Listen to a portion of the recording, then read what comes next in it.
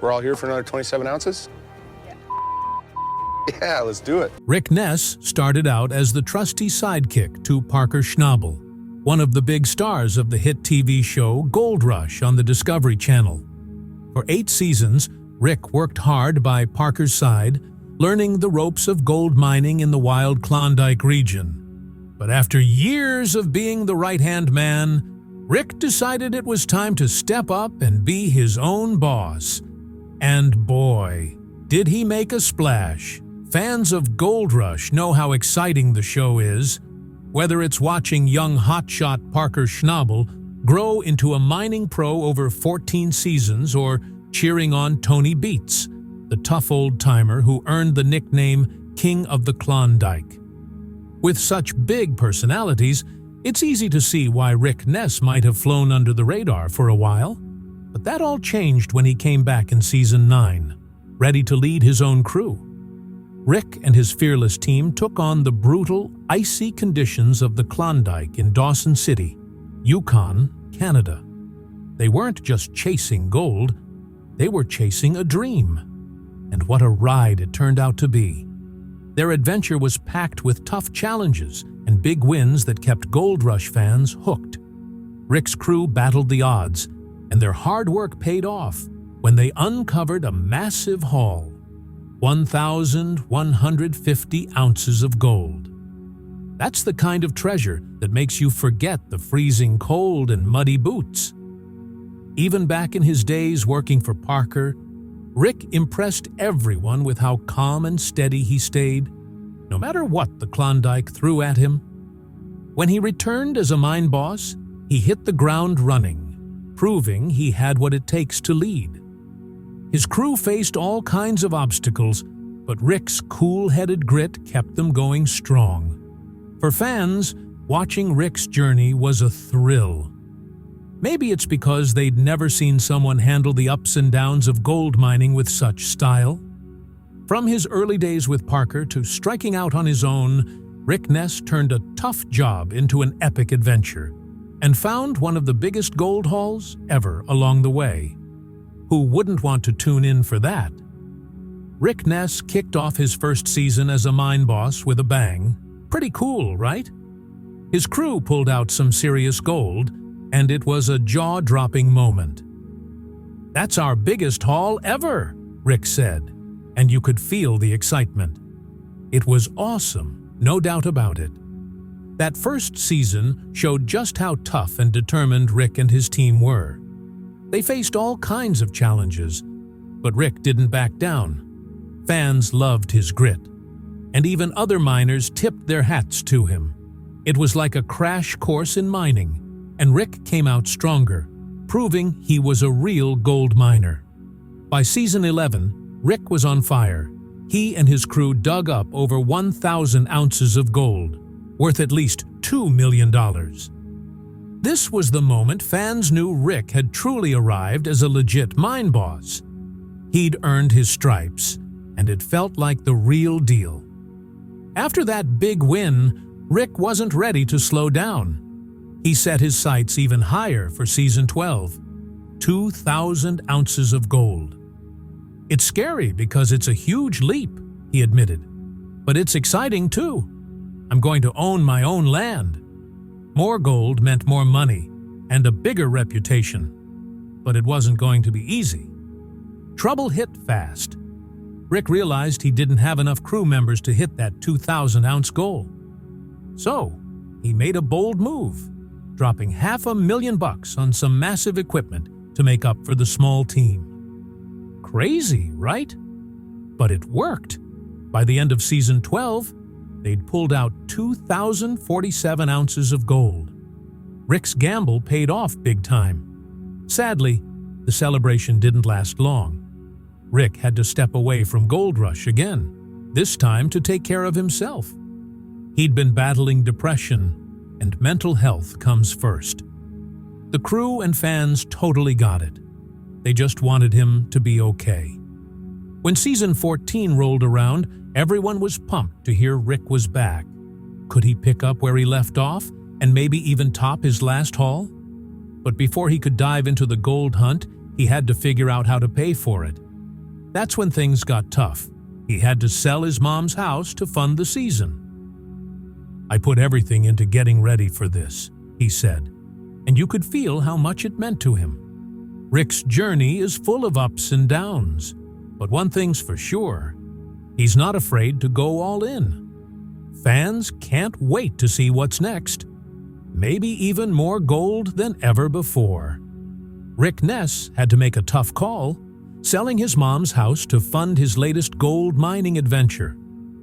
Hopefully, Mama understood it was all to chase his dreams.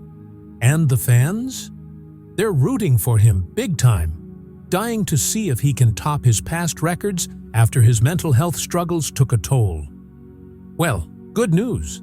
Those old numbers look like pocket change now. Rick and his crew are pulling insane amounts of gold out of the Klondike mines this season. They're not messing around, and it's starting to look like Mama might get a shiny new house out of this yet. Fans have watched Rick grow from Parker Schnabel's trusty sidekick into a full-on mine boss superstar. Halfway through the season, he's already hauling in piles of gold. What kind of hustle is that? It's the story of a guy who'll push through anything to hit his goals, especially after the rough patch he hit in Season 13. That's when Rick stepped away to tackle seasonal depression, a kind of sadness that creeps in with the changing seasons. Whatever he did during that break worked like magic. He came back to Gold Rush like a gold-digging machine, outshining everyone in the Klondike. That grit and never-give-up attitude, it's been there since his days with Parker, helping him learn fast and handle whatever came his way. Now, Rick's cashing in on all that smarts and experience. His team's raking in massive riches, and fans are loving every minute of it, especially since he took the leap to run his own show back in Season 9. "I've been talking about mining on my own for years," he'd say, and now it's crystal clear he meant it. Fans must get a kick out of seeing him go from thinking 1,000 ounces was the max to dreaming of 50,000 ounces before the season's even half over. That's wild growth, made even more amazing because he battled through seasonal affective disorder, SAD. It's a type of depression tied to the seasons. And for Rick, it hit hard. He'd never dealt with anything like it before, so figuring out what was wrong wasn't easy. But he did it. And now he's shining brighter than ever. Everyone breathed a sigh of relief when Rick Ness worked through his struggles. Things might have gotten even harder when he faced the heartbreaking loss of his mom. But now, he's got a real shot at reaching his full potential.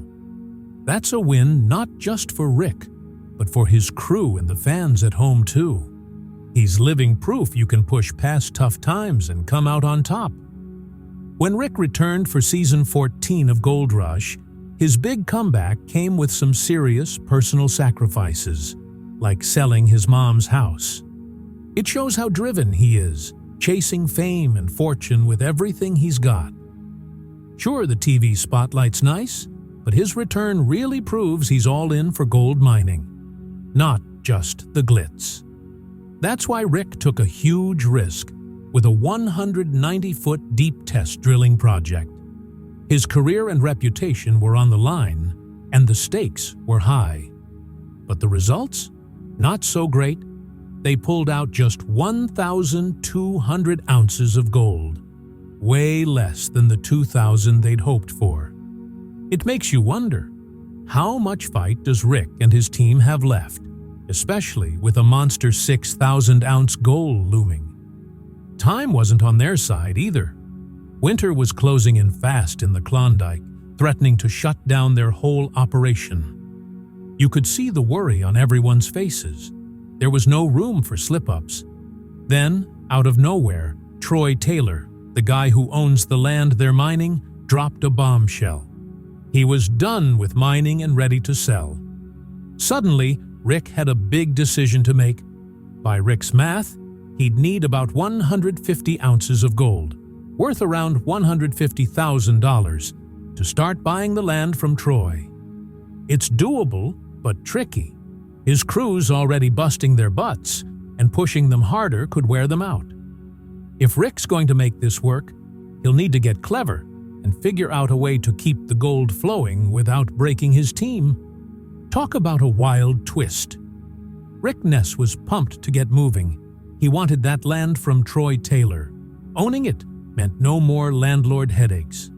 So, he shook things up with his crew, putting a Yukon ironworker named Kyle Lawson in charge of running both wash plants at once. Kyle wasn't exactly a pro with those machines, admitting, "I'm pretty green at this. Fingers crossed. It'd work out." Things got rocky fast. "We hit some snags this week," Kyle said. "Not much water down there, but the pump handled it. We're a bit behind, though." Still, Rick's gamble paid off big. Kyle crushed it, pulling out an extra 150 ounces of gold. That was the cash Rick needed for the down payment on Troy's land. Boom! Success! That win lit a fire under Rick. He went all in, deciding to buy the land outright. Owning a chunk of gold-rich Yukon dirt? That's the dream. Sure, it was a financial tightrope, but Rick wasn't scared off. He took a minute to think it over, weighing the pros and cons for him and his crew. In the end, he said, "Let's do it." Dropping that non-refundable down payment showed he was serious, gutsy, and ready to lead his own mining empire. Then it hit him. This wasn't just a risk, it was a golden opportunity. Owning Lower Duncan Creek, a hot spot for gold, could change everything. Last season and this year, that land helped his team hit their goals, including 250 ounces in just over a month. It's prime Klondike real estate. But it's not perfect. The stream's running dry, and only a small chunk's left to mine. Time's ticking. Rick knows he'll need to pour more money in to keep the operation growing. Maybe even catch up to big shots like Parker Schnabel and Tony Beats. So, he called in Brennan Rule, a pro dirt mover, for advice. Should he keep pushing? They talked about checking out upstream land while sticking to the same gold-rich layer. Risky? Sure. But Rick's not backing down. "There's got to be 27 ounces down there somewhere," he said. "I want to make a move. What can we do?" "We'll figure it out." That's Rick, always hunting for the next big haul. Rick and his crew were worried. What if the gold-rich pay streak ahead of the creek, hidden behind ice to the west, just kept going? It's a scary thought for his mining business, but it also means there could be over 1,000 ounces of gold waiting. It's not a sure thing, though, just a tempting maybe. That's why the mountains above Keno suddenly looked so interesting. But with big rewards come big risks, so Rick had to think hard about his next move. Meanwhile, Brennan, Rick's go-to dirt mover, was wrestling with frozen blue clay in a tricky spot. It was gumming up his giant bulldozer, slowing everything down. He needed Rick's advice to find the perfect gravel and figure out if they should power through the clay or dodge it altogether. They scratched their heads, but no easy fix popped up. So, the team took a breather from the frozen mess. Rick realized digging in a spot with no gravel was pointless. The ground needed to thaw first. It was a wake-up call about how tight their timeline was. Even with the stress, Rick's girlfriend lightened the mood, bringing some fun to the chaos. Despite the headaches, Rick got a big morale boost, their biggest gold weigh-in of the season so far. The frozen cut still held them back, costing them some cash, but they'd still pulled out a ton of gold before winter forced a break. That was worth celebrating. The adventure rolled on, full of highs and lows, the usual roller coaster of gold mining. They toasted their wins, like the hefty haul from Rick's first season as a mine boss. From his 6-month break to nailing 1,000 ounces worth $1.2 million, it was a wild ride. The team only needed 12 more ounces to hit their goal, and the tension was sky high at the final weigh-in. When the scale hit 132.49 ounces, they erupted in cheers. They'd smashed it. With 1,105 ounces in the bag, Rick knew they were on the right track. He celebrated by handing out buckets of gold to his crew, including a chunky 38-ounce bar. "Believe it or not, I know what I'm doing up here," he grinned. "Otherwise, I wouldn't ask you to do this." It was a sweet reward for their hard work, and a promise of more to come. From Parker's right-hand man to a top Klondike mine boss, Rick Ness has come a long way.